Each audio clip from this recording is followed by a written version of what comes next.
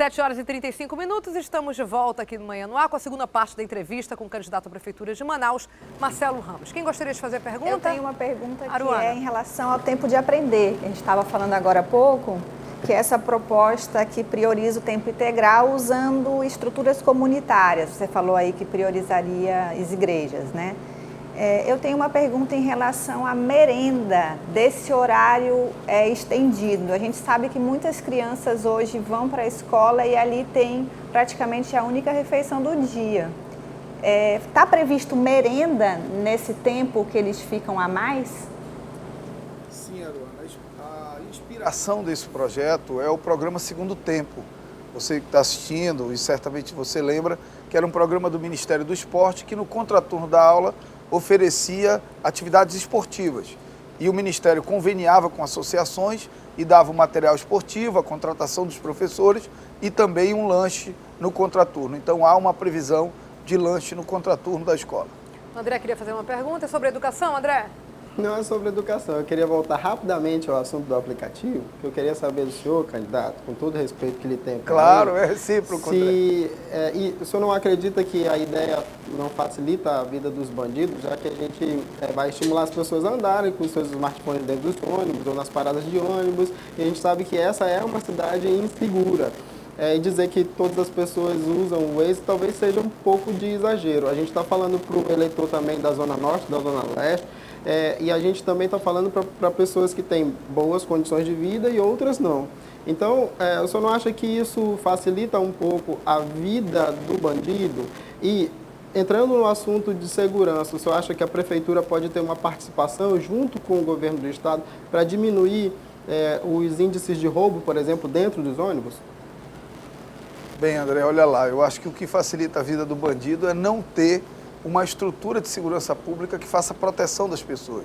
O que facilita a vida do bandido é não ter nenhum guarda municipal nos terminais de ônibus da cidade de Manaus, é a Prefeitura não dar a sua parcela de colaboração com a política de segurança pública. Eu vou repetir que nem todas as pessoas terão acesso ao aplicativo, mas aqueles que têm um celular, que têm condições de pagar a internet, que podem ter um aplicativo, vão ter a sua vida facilitada.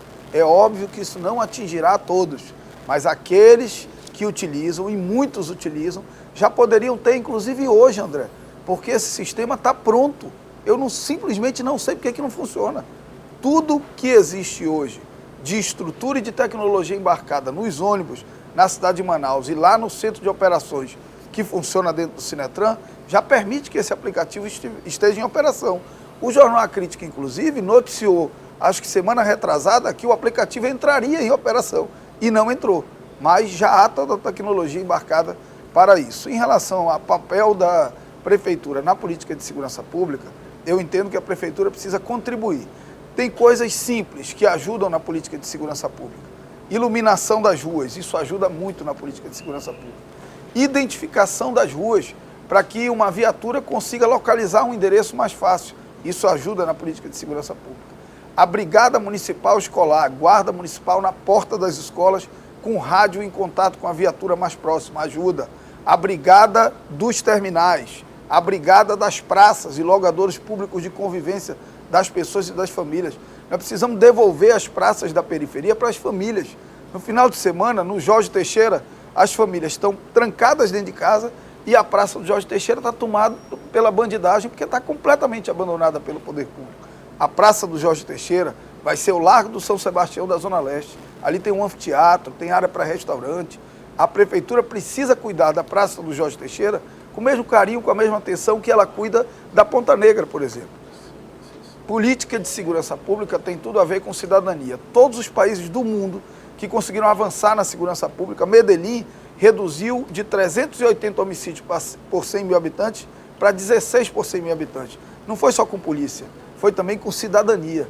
Nós vamos enfrentar com uma ação repressiva a Guarda Municipal, cumprindo um papel maior e absolutamente interligada com a estrutura de segurança pública do Estado, por um lado, e por outro lado, cidadania. O tempo de aprender é segurança pública, projetos esportivos, sociais, culturais, que nós vamos estimular nos bairros, tem toda a relação com segurança pública, porque ocupam as nossas crianças, ocupam a nossa juventude e evita que elas estejam à mercê da droga, da violência, da prostituição.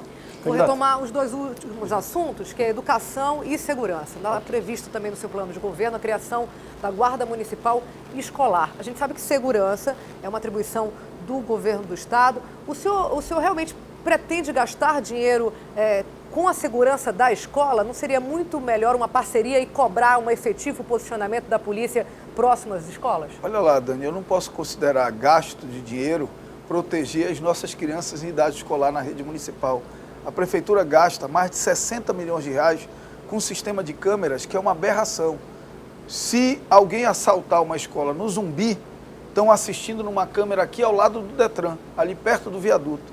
O tempo de deslocamento daqui do lado do Detran lá para o Zumbi, dá para o ladrão ainda deixar um bilhete avisando que ele volta na outra semana e liga antes, para dar tempo de chegar a viatura. Então nada substitui a presença de um homem na porta da escola, para controlar quem entra e quem sai, para proteger as mães, para garantir que o tráfico não tome conta da porta das escolas. Então a prefeitura vai sim ser parceira numa política de segurança pública. Isso não é gasto. Proteger as nossas crianças é investimento. Dante, você ia fazer uma pergunta? Sim, basicamente sobre esse tema. Todos os candidatos têm falado sobre esse aporte maior na Guarda Municipal, esse investimento. Falando em números, quantos profissionais o senhor acredita que é preciso abrir concurso público, abrir vagas, para fortalecer a Guarda Municipal e dar esse protagonismo a ela que todos os candidatos têm falado?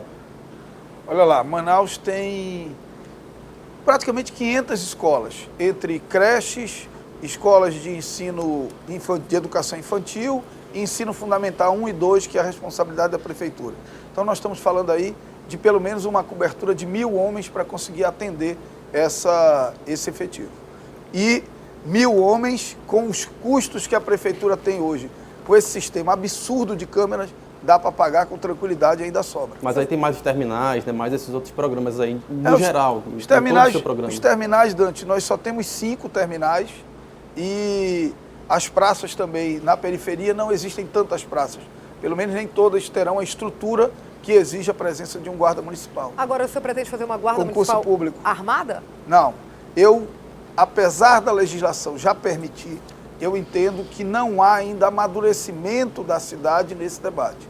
Eu topo discutir, mas acho que o atual momento é de aparelhar com rádio, com viaturas e com armas não letais. A prefeitura tem recursos, inclusive do programa federal de segurança pública, para comprar aquele taser, né? Aquelas armas de choque, que são armas não letais. Quem gostaria de fazer pergunta? Eu gostaria... A Adriane, que está mais caladinha hoje, meninas, vou passar para ela primeiro. Fala, Adriane. Candidato, ainda há pouco o senhor falou de uma das suas prioridades em relação à saúde e o governo anunciou um reordenamento de saúde que desativa algumas unidades básicas, CAICs e CAIMs, e devolveria a responsabilidade da atenção básica, que hoje vem sendo suprida pelo Estado, de alguma forma, à Prefeitura. O que o senhor faria numa eventual eleição? Assumiria essa responsabilidade, aceitaria a desativação ou tentava negociar de alguma forma para que o Estado continuasse dando esse suporte? Eu vou comparar duas posturas. No Rio de Janeiro, o governador, por conta da crise, ameaçou fechar unidades de saúde. O prefeito, que tinha uma saúde financeira melhor, foi lá e aportou 100 milhões de reais para que as unidades não fossem fechadas. Aqui foi feito esse anúncio e ficou uma briga prefeito e governador e ninguém tomou nenhuma providência. O fato é que eu saiba, nenhum CAIC, nenhum CAIM foi fechado. E eu, prefeito, se o governador anunciar fechamento de CAIC e CAIM, a prefeitura assume. O ideal nessa história é que a prefeitura assuma tudo que tem a ver com atenção básica e que o governo do estado assuma tudo que tem a ver com média e alta complexidade. Porque hoje, por vaidades de políticos, isso é histórico, aconteceu no passado, não é de agora, a prefeitura faz muita coisa que é de responsabilidade do governo, o governo faz muita coisa que é de responsabilidade da prefeitura e ninguém faz bem feito, que é seu dever. A minha ideia é sentar à mesa com o governo do estado e dizer o seguinte: a prefeitura assume tudo de atenção básica e o governo assume tudo de média e alta complexidade. Nesse caso, o senhor tiraria os profissionais, hoje, o senhor tiraria os profissionais que são cedidos para o Estado? Tem muitos médicos especialistas, inclusive renomados, que são contratados pelo município, recebem pelo município, mas atuam em unidades hospitalares do Estado. Não precisa retirar, basta ter equilíbrio, basta ter compensações. Se tem um médico do município atuando no Estado, nós não podemos tirar do primo mais pobre para dar para o primo mais rico. Se tem um médico do município atuando no Estado, o Estado tem que reembolsar o município pelos custos da atuação desse médico. A Aruana e André se candidataram antes. Vamos, então, ceder para a dama, André. Fala, Aruana. E olha, uma pergunta mais ou menos sobre isso. No seu discurso, o homem é o segurança que vai ficar na porta da escola e a mulher é a mãe que tem que ser protegida. É óbvio que isso é um reflexo de como a sociedade enxerga o homem e a mulher, mas eu acho que tanto o jornalista quanto o homem público estão aí também para quebrar paradigmas. Eu queria saber, no seu governo, qual vai ser o papel das mulheres?